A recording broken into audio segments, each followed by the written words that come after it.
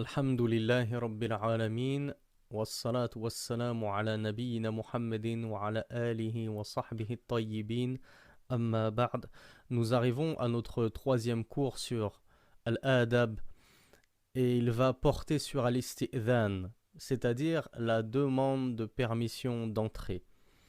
Alors, يقول الشيخ الإمام ابن عبد البر رحمه الله: ويستأذن الرجل على أمه وذوات محارمه إذا أراد الدخول عليهن. Et l'homme doit demander la permission d'entrer à sa mère et à celles qui lui sont des maharim lorsqu'il veut entrer auprès d'elles. Donc celles qui sont ses maharim, c'est-à-dire par exemple sa tante, c'est par exemple sa sœur, c'est par exemple sa grand-mère. Ça peut être aussi sa fille, notamment si elle est âgée et qu'elle est mariée par exemple. وينبغي للرجل الاستئذان على كل أحد إلا على زوجته وأمته. Et il convient, par rapport à un homme, de lui demander la permission d'entrer. Et ceci vaut pour tout le monde. Tout le monde doit lui demander la permission d'entrer, sauf, nous dit Ibn Abdil Bar, sa femme et son esclave femme. Donc la femme, bien évidemment, n'a pas besoin de toquer ou de demander à son mari la permission d'entrer, notamment dans sa chambre. De la même façon que l'esclave n'a pas besoin de toquer et demander la permission à son maître d'entrer dans la demeure. Et vous allez comprendre pourquoi. Vous allez comprendre pourquoi la femme et l'esclave n'ont pas de permission qui leur incombe avant de rentrer. وَكُلُّ مَنْ لَا يَصْلُحُ أَنْ يَرَاهُ عَرْيَانًا فَالِاسْتِئْذَانُ عَلَيْهِ. Ici est la réponse. L'imam Ibn Abdil Bar, rahimahullah, nous dit: et quiconque ne lui convient pas de voir cette personne chez qui tu veux rentrer nue, alors il t'est obligatoire et il t'incombe de demander la permission avant de rentrer. Donc, c'est ça al-mi'ayar, c'est ça la norme, c'est ça la règle qui va faire que je dois ou non demander la permission. Si cette personne, tu peux et tu as le droit de la voir nue, alors tu peux rentrer chez elle sans avoir besoin de demander la permission. C'est le cas de ton épouse, ta femme. Ta femme s'est enfermée dans la chambre, par exemple, pour se coiffer. Tu n'es pas obligé de toquer à la porte avant de rentrer. Tu peux rentrer. Pourquoi ? Parce que, admettons que ta femme était en train de s'habiller et qu'en rentrant, tu la surprennes nue. Est-ce que ça pose un problème ? Ben, alhamdoulilah, encore heureux que ça ne pose aucun problème de voir son épouse nue. De la même façon pour son esclave.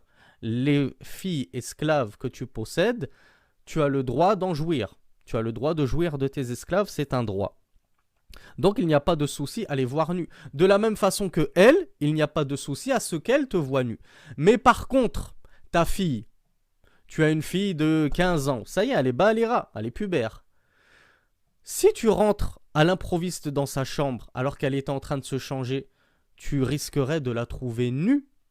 Or, tu n'as pas le droit de regarder ta propre fille issue de ta chair, quand bien même c'est ta propre fille issue de ta chair, tu n'as pas le droit de la voir nue. Tu n'as pas le droit de regarder ses awrat, sa nudité. Donc tu dois demander la permission avant de rentrer dans sa chambre. Et de la même façon, ta fille n'a pas le droit de te voir nue. Quand bien même c'est ta fille, elle n'a pas le droit de te voir nue. Donc avant de pénétrer dans ta chambre, elle doit demander la permission. Ensuite, l'imam Ibn Abdil Bar nous dit: والاستئذان ثلاثة تقول في كل مرة السلام عليكم أأدخل فإن أذن لك وإلا فارجع ولا تزيد إلا أن تعلم أنك لم يسمع استئذانك فلا بأس أن تزيد على الثلاث. Le Cheikh Ibn Abdil Bar, rahimahullah, nous dit: il a demande de permission pour entrer, elle est au nombre de 3.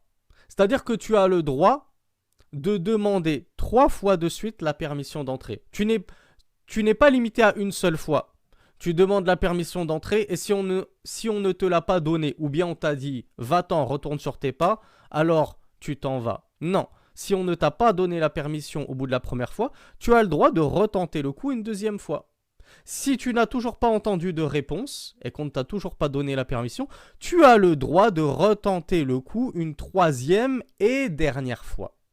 Donc la demande de permission, c'est uniquement 3 fois. Et tu ne peux pas ajouter au-delà. Tu ne vas pas, comme on dit, faire le forcing, forcer 4 fois, 5 fois, 6 fois tu vas demander la permission d'entrer parce qu'on t'a pas répondu. Non. Cheikh Ibn Abd al-Barr, et n'oubliez pas notre minhaj dans ce livre, on lit les propos d'Ibn Abd al-Barr, puis ensuite on les décortique en apportant bi'idhnillah les preuves de Al-Kitab wa Sunnah, du livre d'Allah et de la Sunnah du messager d'Allah.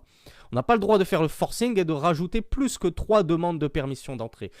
Cheikh Ibn Abd al-Barr nous dit, sauf si tu sais et tu es sûr que en fait ton isti'dhan, ta demande de permission n'a pas été entendue. Pourquoi ? Parce qu'en fait, toi tu étais par exemple sur le trottoir et la personne en fait tu as vu que elle était au dernier étage de son pavillon qui compte par exemple 3-4 étages.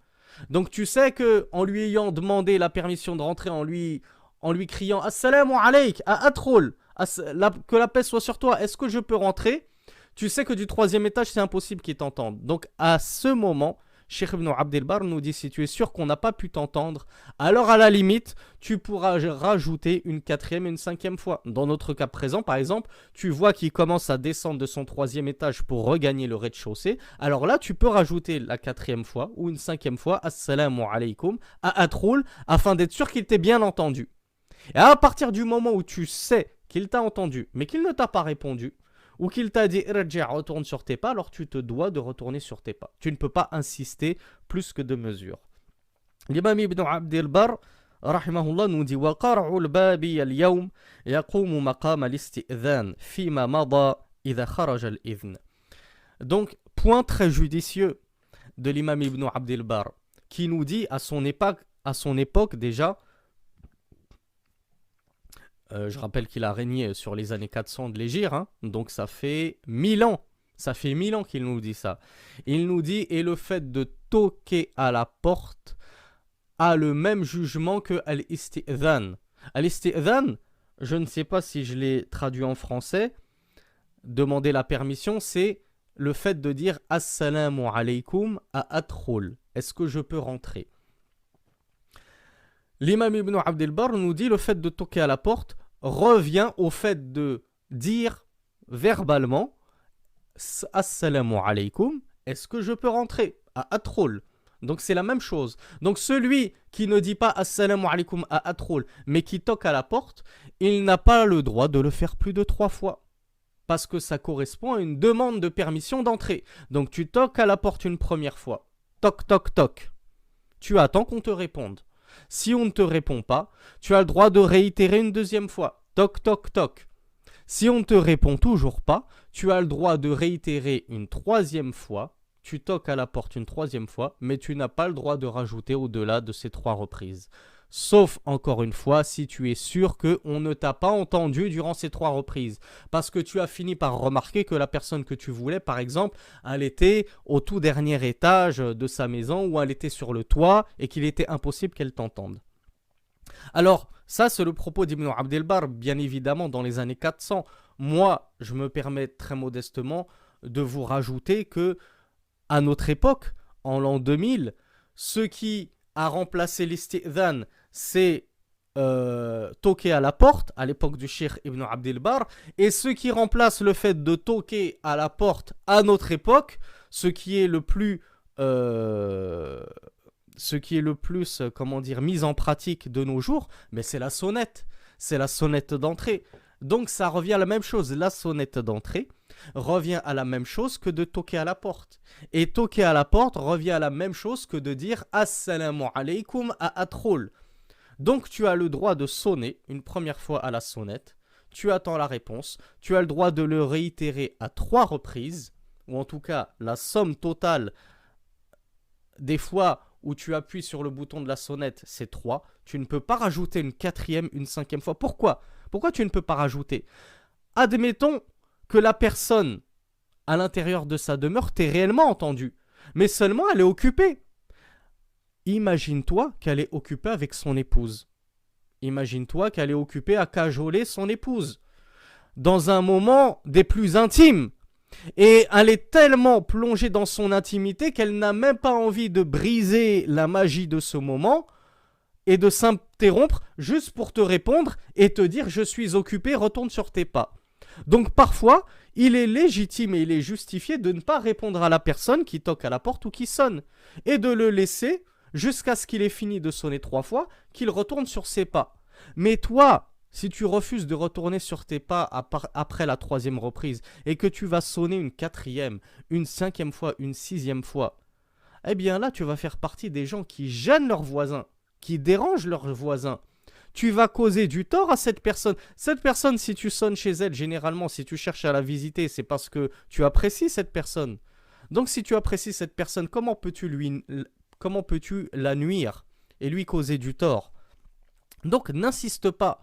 Ne sois pas insistant, car se montrer insistant est un très mauvais comportement. Et al-adab, en l'occurrence, la bonne conduite à tenir ici, c'est de ne pas insister plus de 3 reprises.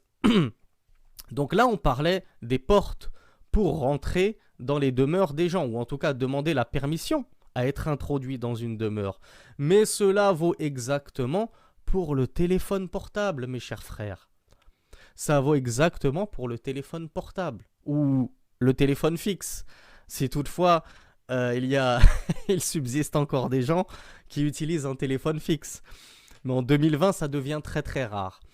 Mais c'est tout aussi dérangeant que le téléphone portable.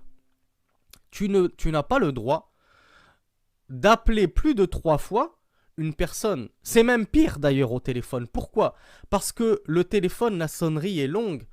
La sonnerie d'un téléphone, ce n'est pas juste dring dring. En général, lorsqu'on attend au bout du combiné, on attend 5-10 secondes avant d'être sûr que la personne ne veut pas décrocher, car c'est normal, c'est légitime, c'est tout à fait logique. Son téléphone portable, on ne l'a pas greffé à l'oreille. Il est parfois dans la poche de son jeans. Pour nos sœurs, il est souvent dans un sac à main, fermé avec un zip. Donc bien évidemment que le temps qu'elle ouvre son sac à main, qu'elle sorte son téléphone, qu'elle regarde qui est à l'appareil puis qu'elle décroche, bien souvent, dans bien des cas, la sonnerie a eu le temps de se terminer et tu tombes sur le message du répondeur. Donc on ne te dit pas que les 3 sonneries au téléphone, c'est 3 secondes à rester au téléphone. Non, tu as le droit de rester jusqu'à la fin de la sonnerie, jusqu'à tomber sur le répondeur. Et tu as éventuellement le droit de passer 3 coups de fil successifs. Mais tu n'as pas le droit de les renouveler. Tu n'as pas les droits de les renouveler car ça deviendrait extrêmement dérangeant. Et moi, je vous le dis, ça ne reste qu'un avis personnel. Mais je pense que la plupart d'entre vous me rejoindront là-dedans. J'estime humblement, et certes mon avis ne pèse pas le poids d'un grain de moutarde dans le fiqh ou dans les sciences islamiques, c'est juste un avis et un conseil d'un frère à un frère que je vous donne. Ne dépassez même pas la 2e sonnerie, ou plutôt la 1re sonnerie. Pourquoi? Parce que justement on a le répondeur. Donc on n'a plus d'excuses à se montrer insistant. Lorsque tu tombes sur le répondeur, dis au lieu de te dire non, je vais le rappeler une 2e fois, je vais le rappeler une 3e fois. Et comme on le sait, les sonneries parfois durent 10 secondes. Donc 3 fois 10 secondes, ça peut être très pénible. Imagine-toi quelqu'un qui est en pleine prière. Il est en prière, il est concentré. Pendant 30 secondes, il entend son téléphone sonner. Et le pire du pire, c'est lorsque les frères et les sœurs n'ont pas la présence d'esprit de mettre des sonneries shar'iyya, des sonneries légiférées, un dring-dring. Mais à la place de ça, elles vont mettre des chansons, du rap, du R&B, de la pop, etc. En pleine prière, pendant 30 secondes, elles vont entendre du Britney Spears, du Rihanna, du Beyoncé, ce que vous voulez. C'est une catastrophe. Ça déconcentre la prière. Donc afin de, encore une fois, de ne pas nuire aux gens qu'on apprécie, alors qu'on n'a même pas le droit de nuire aux gens qu'on n'apprécie pas. Alors que dire des gens qu'on apprécie? Afin de ne pas leur nuire, laissez un message sur le répondeur, c'est tout simple. Tu lui dis, voilà, Harry, j'ai besoin de toi, rappelle-moi dès que possible. C'est tout. Tu auras fait passer le message. ou même sans laisser de message sur le répondeur, sur nos téléphones, on voit appel manqué. Ben le frère, s'il veut te rappeler, il te rappellera. Et s'il n'a pas envie de te rappeler, il ne te rappellera pas. Donc, à quoi ça sert d'insister une deuxième, une troisième fois pour ne même pas dire et ne même pas parler de ceux qui insistent 5, 6, 7 fois, 8 fois en boucle? Ça nous est tous arrivé à la mosquée d'entendre des téléphones comme ça pendant 5 minutes, ça ne s'arrête pas. Parce que la personne est bornée et têtue comme une mule. Et elle ne comprend pas que si la personne, au bout du fil, ne décroche pas, c'est qu'elle est occupée. Ou c'est qu'elle ne veut pas décrocher, ou c'est qu'elle ne peut pas décrocher. Mais malheureusement, il y a des personnes têtues qui se montrent insistantes et elles vont gêner tout le monde. Elles vont gêner celui qui a le téléphone dans sa poche et elles vont gêner tous ceux qui sont autour. Donc n'insistez pas, mes frères, au téléphone. Ça ne sert à rien d'insister. L'imam Ibn Abdel Bar poursuit et il nous dit وَمَنْ دَخَلَ حَانُوتًا يعني الدكان أو بيتا فيه متاع له فليس عليه جناح في ترك الاستئذان وحسن أن يقول بسم الله السلام علينا وعلى صالح عباد الله. Ibn Abdel Bar nous dit, et là il parle des demeures inhabitées, comme on le verra dans le verset coranique. Tu pénètres dans une demeure inhabitée ou un magasin vide. L'imam Ibn Abdel Bar, rahimahullah, nous dit, il n'y a pas de souci, nul griffe à toi à rentrer dans ce magasin et à rentrer dans cette maison vide sans faire al-istidhan, puisqu'il n'y a personne. Mais tu dis, et ça c'est un istihsan de sa part, et c'est un istihsan de la part des fuqaha, comme on l'a vu dans le cours dernier. Ça n'a pas été rapporté de manière claire et limpide dans le Coran et encore moins dans la Sunna, mais ça a été rapporté de certains sahaba, compagnons du messager d'Allah. Il dit, lorsque tu rentres dans cette demeure vide, dans ce magasin vide, tu dis Bismillah, Assalamu alayna, que la paix soit sur nous, wa ala salihin ibadillah, et sur les serviteurs d'Allah vertueux. Donc maintenant, revenons à tout ce que nous venons de lire, décortiquons-le, incha'Allah, à la lumière du Coran et de la Sunna, et des paroles judicieuses de nos a'imma de la Sunna. Rahimahumullah wa hafidhallahu ahyahum. Au sujet de la demande de permission avant de rentrer dans les demeures, Allah Azza wa Jal nous résume toute l'affaire. Dans Sourate Nour, versets numéro 27, 28 et 29, Allah Tabaraka wa Ta'ala nous dit Ya ayyuhalladhina amanu la tadkhulu buyutan ghayra buyutikum hatta tasta'nisu wa tusallimu ala ahliha dhalikum khayrun lakum la'allakum tadhakkarun فإن لم تجدوا فيها أحدا فلا تدخلوها حتى يؤذن لكم وإن قيل لكم ارجعوا فارجعوا هو أزكى لكم والله بما تعملون عليم ليس عليكم جناح أن تدخلوا بيوتا غير مسكونة فيها متاع لكم والله يعلم ما تبدون وما تكتمون. Donc Allah Azza wa Jal nous dit, ô vous qui avez cru, ne rentrez pas dans des demeures autres que vos demeures sans hatta tasta'nisu. حتى تستأنسوا يقول الإمام ابن كثير رحمه الله في تفسيره حتى تستأنسوا أي تستأذنوا قبل الدخول وتسلموا بعده يعني بعد الدخول. Donc lorsqu'Allah nous dit ne pénétrez pas dans des demeures autres que vos demeures jusqu'à avoir fait al-isti'nas, c'est quoi ce isti'nas? Eh bien l'imam Ibn Kathir nous dit ça veut dire demander la permission.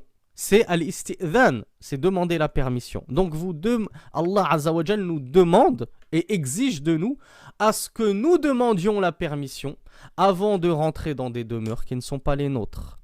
Wa tusallimu ala ahliha, et que vous ayez salué sur ses résidents et ses occupants. Donc ainsi Allah Azza wa Jal nous décrit la conduite à tenir lorsqu'on veut rentrer dans une demeure. On demande la permission, puis lorsqu'on a reçu la permission quand on rentre, on passe le salam aux occupants de cette maison. Ceci est meilleur pour vous si seulement vous méditiez et vous vous rappeliez. Si il ne s'y trouve personne dans ces demeures dans lesquelles vous voulez pénétrer, alors n'y rentrez pas jusqu'à ce que... Pardon. Si vous n'y trouvez personne dans ces demeures, alors n'y rentrez pas jusqu'à ce qu'on vous en ait donné l'autorisation. Et on parle encore des demeures qui habituellement sont habitées. On ne parle pas d'une maison en ruine, une maison fantôme complètement vide. Non, tu vas chez ton voisin, tu vas chez ton père, tu vas chez ton ami, mais tu trouves qu'il n'y a personne dans la maison. Est-ce que tu as le droit de rentrer et de me dire, oui, tout à l'heure, tu nous as dit, lorsqu'on trouve un magasin vide ou une maison vide, on a le droit de rentrer, ou plutôt, tu me dis, Cheikh Ibn Abdel Bar nous a dit, lorsqu'on trouve une maison vide, un magasin vide, on a le droit de rentrer, mais c'est juste qu'il faut dire Bismillah, Assalamu alayna wa ala salihi ibadillah. La différence est de taille entre une maison réellement abandonnée. Elle est vide parce qu'elle est abandonnée, parce qu'elle est en temps normal inoccupée. Et une maison qui est vide temporairement, parce que son propriétaire s'est absenté pour une raison ou une autre, pour faire ses courses, etc. etc. Donc, Allah Azza wa Jal, dans ce verset numéro 28, vous dit que si vous trouvez que la maison est vide, alors que vous savez qu'en temps normal, elle est occupée, c'est la maison de ton ami, c'est la maison de ton père, c'est la maison de ton voisin. Si tu la trouves vide, alors tu n'y rentres pas. Ne te dis pas c'est une maison vide, c'est comme une maison en ruine, abandonnée, j'ai le droit d'y rentrer. Non, tu n'as pas le droit d'y rentrer, tu n'es pas chez toi. Allah te dit jusqu'à ce que tu en aies reçu la permission. Et la permission, elle ne pourra avoir lieu que lorsque cette personne sera rentrée dans sa demeure et qu'il aura regagné son foyer. Et si il vous est dit irji'u, retournez sur vos pas, retournez d'où vous venez, alors farji'u, retournez sur vos pas et ne le prenez pas mal. Ne le prenez pas mal. Si la personne te dit retourne d'où tu viens, je ne peux pas te et si en plus elle est tellement magnanime qu'elle va te brosser dans le sens du poil, elle ne va pas te dire de manière crue irji', retourne, mais elle va te dire désolé Akhi, je ne peux pas te recevoir, je suis occupé. Même si elle ne t'ouvre même pas la porte, il ne faut pas que tu le prennes de travers. Il ne faut pas que tu le prennes de travers. Allah te dit, si on te dit irji', tu dois retourner sur tes pas. T'as pas de questions à poser. T'as pas demandé pourquoi. Pourquoi tu veux pas me recevoir? Ah, t'es occupé? Ouais, mais tu fais quoi?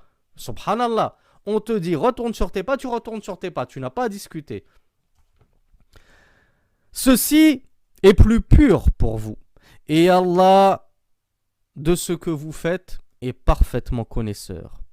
Nulle griffe, c'est-à-dire il n'y a pas de souci, pas de problème sur vous, à ce que vous pénétriez des maisons qui sont inhabitées, ghayra maskouna. Là, dans ce verset, Allah va nous parler des maisons inoccupées, mais parce qu'elles sont en général inhabitées, abandonnées ou en ruine. Donc Allah nous dit, il n'y a pas de souci pour vous, à ce que vous pénétriez des maisons qui sont en général inoccupées, inhabitées. Et notamment dans lesquelles il s'y trouverait pour vous un matar, un bien quelconque. C'est une maison dans laquelle vous avez entreposé des choses. Donc il n'y a pas de problème à y rentrer sans faire al-isti'dhan, sans demander la permission, puisqu'elles sont inoccupées en temps normal. Et Allah sait ce que vous reflétez et ce que vous cachez. Donc fin de la sourate. L'imam, des versets, pardon. L'imam al-Qurtubi, rahimahullah, sahib al-tafsir, celui qui a écrit le tafsir très connu al-Jami' li ahkam al-Qur'an, il nous dit, et il nous explique la raison de al-isti'dhan, de la demande de permission. Et il nous dit, li alla yattali'a ahadun minhum ala awratin. La demande de permission n'a été légiférée et instituée qu'afin que personne ne puisse avoir accès volontairement ou involontairement à la aura d'autrui, La awra, c'est la nudité. Si vous avez étudié un peu le fiqh, ou en tout cas le chapitre de la prière, vous avez très certainement souvent entendu satrur awra, cacher sa nudité. Donc, pourquoi on fait al-isti'dhan? Pour prémunir sa nudité d'être aperçue par autrui. D'où Al-Imam Al-Qurtubi tient ça, et les savants en général, hein, bien évidemment, ce n'est pas le seul à avoir donné et avancé cette raison de la législation d'al-isti'dhan, de la demande de permission. On le tient des versets et notamment des propos prophétiques, sallallahu alayhi wa sallam, où il a été rapporté dans un hadith unanimement authentique, donc rapporté par l'imam al-Bukhari et l'imam Muslim, rahimahumallah, qu'un homme avait entreaperçu une brèche dans la porte de l'appartement du messager d'Allah sallallahu alayhi wa sallam. Et alors il s'est mis à regarder à travers le trou, afin de regarder ce qu'il se passait derrière la porte de l'appartement du messager d'Allah sallallahu alayhi wa sallam. Et le messager d'Allah tenait une sorte de pic pour se coiffer. Et lorsqu'il a aperçu cette personne, il lui a dit, alors je vous le lis en arabe comme c'est parvenu puis je vous le traduis, law a'lamu annaka tanzuruni la ta'antu bihi fi 'aynik innama ju'ila al-isti'dhanu min ajli al-basar. Rasulullah sallallahu alayhi wa sallam lui a répondu, ou plutôt lui a dit, si j'avais su que tu m'observais, que tu me regardais, je t'aurais planté, je t'aurais poignardé avec ce pic qu'il avait pour se coiffer. Je t'aurais planté l'œil à travers le trou par lequel tu me regardais. La demande de permission n'a été instituée qu'à cause du regard. C'est-à-dire afin qu'on ne se mette pas à s'épier les uns les autres, à regarder les uns chez les autres, à observer par le trou des serrures, etc. etc. Rasulullah nous explique, c'est pour ça que al-isti'dhan, la demande de permission d'entrée, a été légiférée, afin qu'on ne se mette pas à tomber sur ce qu'on n'aimerait pas voir et ce sur quoi la personne n'aimerait pas qu'on la voie. Ça pourrait être une personne qui est en plein péché. Imaginez une personne chez elle qui se croit à l'abri du regard d'autrui et qui se met à allumer la télé et qui se met à regarder des films pornographiques ou à regarder des clips vidéo ou à faire des choses qui ne lui sont pas autorisées, à boire du vin, ce que vous voulez. Imaginez quelqu'un qui se met à l'épier par le trou de la serrure afin de tomber sur ses péchés. Donc al-isti'dhan, la demande de permission de rentrer, elle a été établie pour nous préserver, pour nous protéger du regard curieux bien souvent des autres. Et l'imam Al-Minawi rahimahullah nous dit dans son Faydul Qadir, tome numéro 2, page 761, wa fil hadith tanbihun ala illati al-isti'dhan wa annahu ihtija ilayhi li alla yaqa nadharun لأن يقع نظر من في الخارج على من هو داخل البيت. Et l'imam al-Minawi nous dit, et dans ce hadith, il y a un avertissement ou une explication sur la cause de la législation de al-isti'dhan, la demande de permission pour entrer dans une maison, afin que le regard de celui qui est dehors ne tombe pas sur ce qui se passe à l'intérieur de la maison. Est-ce que tu aimerais qu'on regarde ta femme à moitié dévêtue chez elle parce qu'on l'a regardée d'une façon, parce qu'on n'a pas demandé la permission, premièrement, et parce qu'on a eu accès à ça comme si on avait volé des bribes de son intimité. Ta femme chez elle, bien évidemment, elle ne va pas se forcer à se voiler, à porter le djilbab et encore moins le niqab. Elle se met à l'aise. Surtout si elle n'a pas d'enfant, qu'il n'y a que toi et elle. Elle peut se maquiller, s'habiller de manière à te plaire. Est-ce que tu aimerais que quelqu'un à l'extérieur tombe sur cela? Tu n'aimerais pas. Donc ne fais pas aux autres ce que tu n'aimerais pas qu'on te fasse à toi-même. Et j'en profite pour ouvrir une parenthèse toute personnelle. Il y a quelque chose, une erreur, communément opérée par un grand nombre de personnes, quand bien même se disent-elles musulmanes, c'est que parfois on saisit l'occasion qu'autrui a fait une erreur pour tomber soi-même dans une erreur. Je m'explique. On saisit l'occasion qu'autrui a commis une erreur. Keif, comment ça? Autrui laisse sa porte et ses fenêtres grandes ouvertes.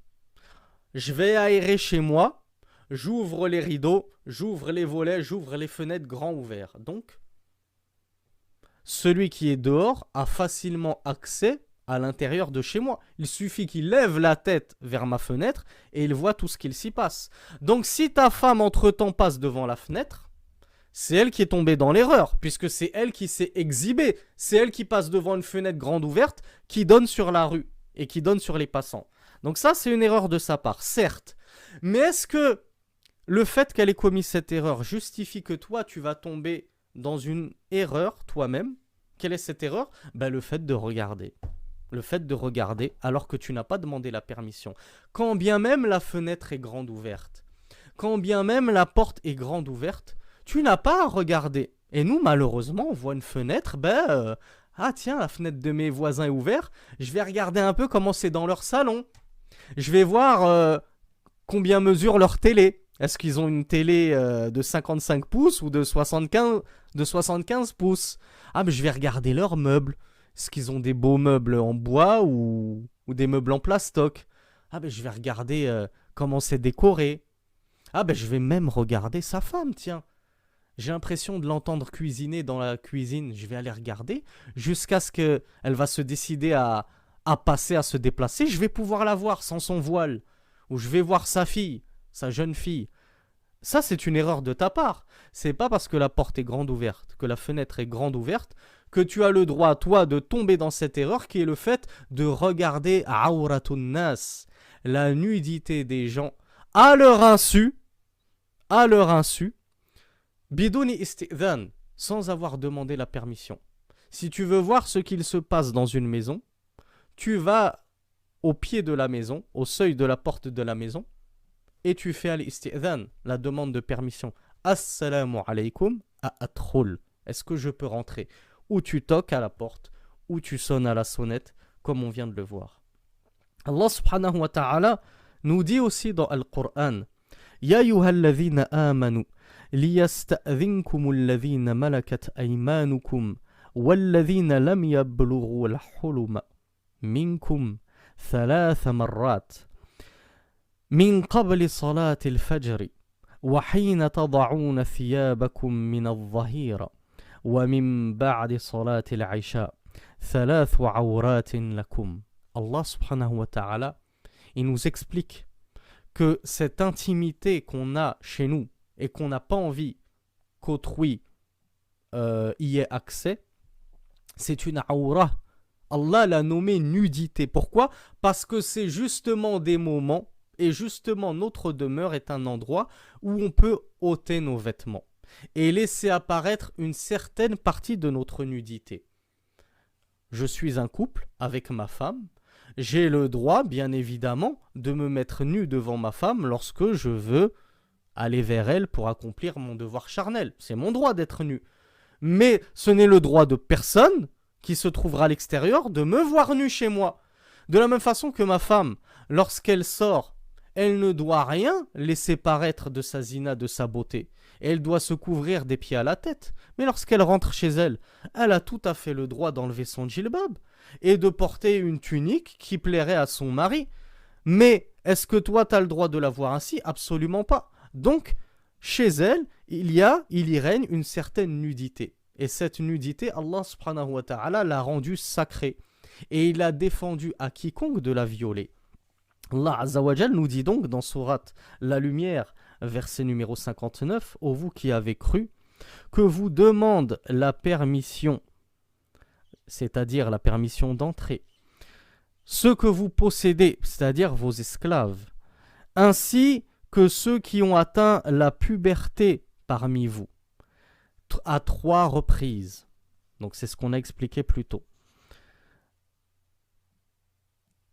Alors Allah nous détaille quels sont ces 3 moments, quelles sont ces 3 reprises, quels sont ces 3 temps durant lesquels il faut demander la permission avant de rentrer. Il nous dit avant la prière du Fajr. Donc là on parle, pardonnez-moi, on n'est pas en train de parler du cas des étrangers, quelqu'un qui va visiter son voisin, quelqu'un qui va visiter son ami. Là on parle des gens au sein du même foyer. On parle de tes enfants qui n'ont pas encore atteint la puberté. On parle de tes esclaves. Par exemple, ton esclave homme. Tu as un esclave garçon. Toi, tu es un homme, tu as un esclave garçon. Ton esclave garçon n'a pas à te voir nu. Tu n'as pas le droit d'avoir des relations sexuelles avec un esclave homme. Mais c'est un crime. Ça rentre dans l'homosexualité. Et je rappelle, quand bien même prétendrait le contraire un bon nombre d'imams des Lumières, notamment les plus grandes têtes de l'égarement comme Islam ibn Ahmed et autres que lui, que l'homosexualité est formellement interdite en islam et fait partie des kabaïr, des plus grands péchés majeurs. Allah a anéanti tout un peuple, toute une nation, Qawmu Lut, le peuple de Lot, à cause de leur homosexualité. Donc, on l'a dit tout à l'heure, ton esclave femme, ton esclave fille, tu peux avoir des relations sexuelles avec elle, mais ton esclave garçon, ton khadim, ton serviteur, certainement pas. Donc lui se doit de demander la permission s'il veut rentrer dans ta chambre. Donc on en revient à notre verset, au sujet des habitants d'un même foyer, d'une même demeure. Allah Azza wa Jal nous dit que vous demande ce que vous possédez, les esclaves, donc notamment les esclaves garçons vis-à-vis des hommes, et ceux qui n'ont pas atteint la puberté parmi vous, vos enfants donc, ou vos petits-enfants, qu'ils vous demandent la permission à 3 reprises ou à 3 moments. Avant la prière du Fajr. Pourquoi ? Parce qu'avant la prière du Fajr, c'est généralement un moment où on dort. Et lorsque l'on dort, généralement, on se met en petite tenue. On se dévêtit. Volontairement ou involontairement. Et lorsque vous posez vos vêtements durant al-Zahira, l'heure d'al-Zahira, l'heure la plus chaude de la journée, il fait chaud, une femme, elle ne va pas s'embêter à se voiler des pieds à la tête, etc. Elle peut se mettre en tenue légère, même avec des vêtements légèrement transparents, afin de laisser passer un petit peu l'air et de respirer. Donc ça, c'est un moment également, quand on pose nos vêtements, qu'il commence à faire très chaud, c'est un moment où les enfants doivent apprendre à demander la permission avant de rentrer dans la chambre de leurs parents. Il se peut que la femme s'est permise de se mettre en nuisette pour respirer un petit peu. Et après la prière du Aïcha, et avant le Fajr, qu'est-ce qu'on en comprend ? C'est toute la nuit. Donc durant toute la période de la nuit, après l'Aïcha jusqu'au Fajr, on ne pénètre pas dans une chambre ou dans une pièce d'intimité sans demander la permission. Quand bien même c'est ton fils, quand bien même c'est ta fille, ils doivent te demander la permission. Ils ne peuvent pas te voir nu. Ils n'ont pas le droit de te voir nu. Allah Azza wa Jal nous dit aussi وَإِذَا بَلَغَ الْأَطْفَالُ مِنْكُمُ الْحُلُمَ فَلْيَسْتَأْذِنُوا كَمَا اسْتَأْذَنَ الَّذِينَ مِنْ قَبْلِهِمْ. Et lorsque vos enfants ont atteint la puberté, donc tout à l'heure, dans le verset précédent, on a vu que c'était le cas des enfants qui n'ont pas atteint la puberté. À 3 reprises, ils doivent vous demander la permission de rentrer, à 3 moments. En dehors de cela, nul griffe. Nul griffe à eux de rentrer, même sans la permission, à autre que ces 3 moments-là. Pourquoi ? Parce que à autre que ces 3 moments-là, généralement, on ne découvre pas sa aura. On ne va pas découvrir sa aura, par exemple, à 10h du matin. Il n'y a aucune raison. Mais lorsque les enfants ont atteint la puberté, là, ça devient un petit peu plus grave. Parce que le fait qu'un garçon de 4 ans, de 5 ans, t'es surpris, nu, en train de te changer le matin dans ta chambre, c'est un demi-mal. c'est un demi-mâle, il a 4 ans, il a 5 ans, il n'a pas encore le tamyiz. Il n'a pas l'esprit suffisamment développé, suffisamment formé pour comprendre. Et encore, hein. Moi, je vous parle de mon cas personnel. Ma fille a 3 ans, elle sait que, excusez-moi, hein, akramakumullah, les fesses, c'est quelque chose d'honteux. On lui a toujours appris. Donc, lorsqu'elle entend le mot fesses de la part de son grand frère ou de sa grande sœur, elle vient me voir en me disant, papa, il a dit fesses, il a dit le mot fesses. Donc, elle sait que c'est quelque chose d'honteux. Mais, c'est d'autant plus honteux lorsque vos enfants ont atteint la puberté. Parce que là, réellement, à partir du moment où ils sont pubères, on l'a déjà dit dans pléthore de cours, ce sont devenus des adultes. Un garçon pubère, c'est un homme. Une petite fille pubère, c'est une femme. Donc, un garçon pubère ne peut pas regarder son père nu. Parce que c'est un homme. Et un homme ne peut pas voir un homme nu.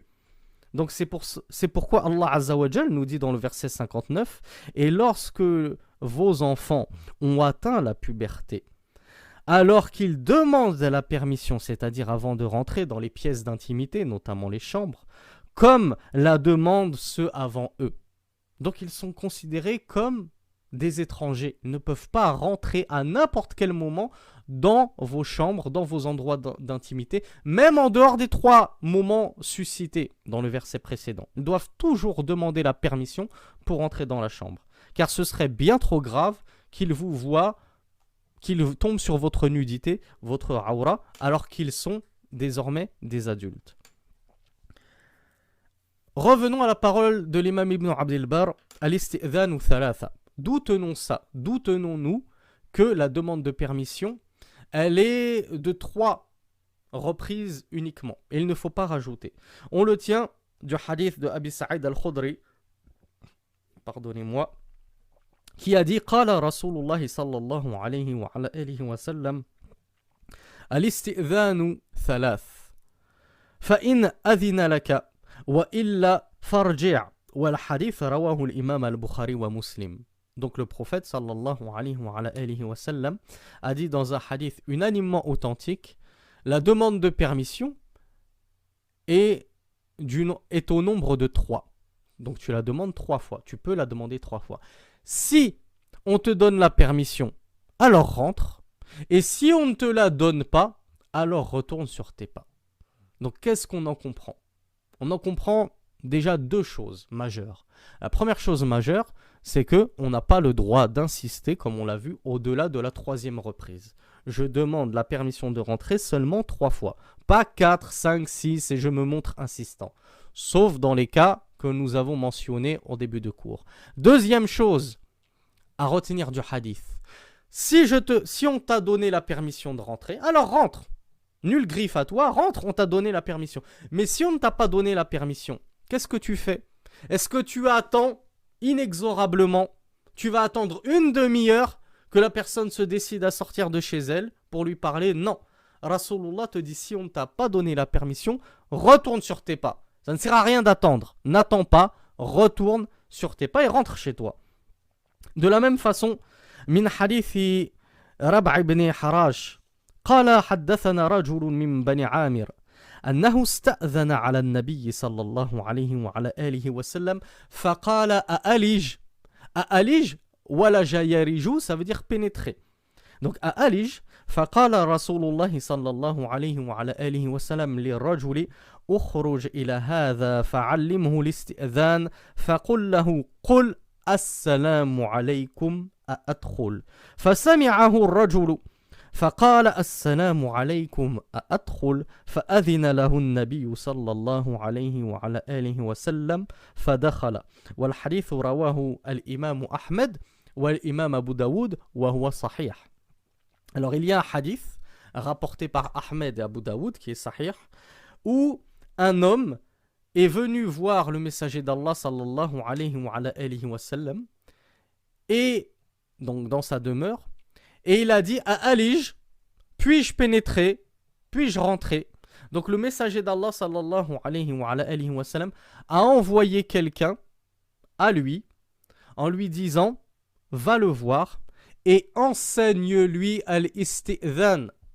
enseigne-lui la demande de permission d'entrer dans une demeure. Et dis Assalamu alaykum à adkhul. Que la paix soit sur vous. Et encore, on a expliqué ce que ça voulait dire exactement Assalamu alaykum, comme l'a si bien expliqué l'imam Ibn Sa'di.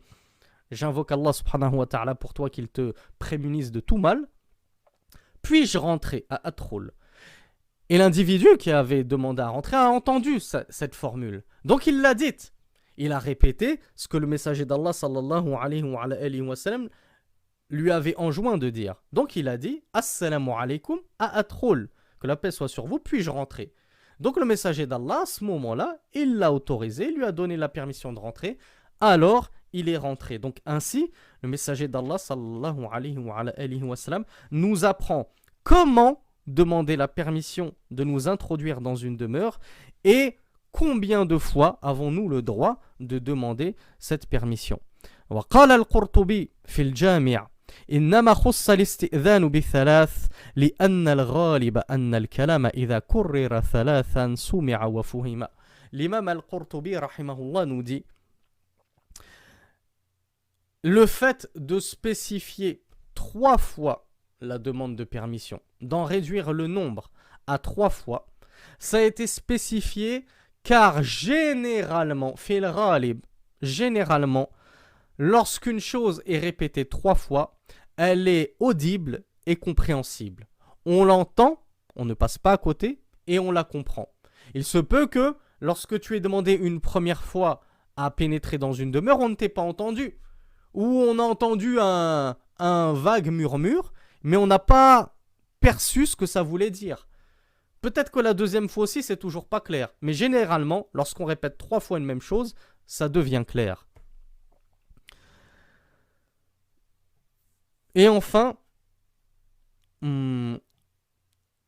Cheikh Shawkat, hafidhahullah, évoque un tout dernier cas de figure, très intelligent à lui de l'avoir évoqué.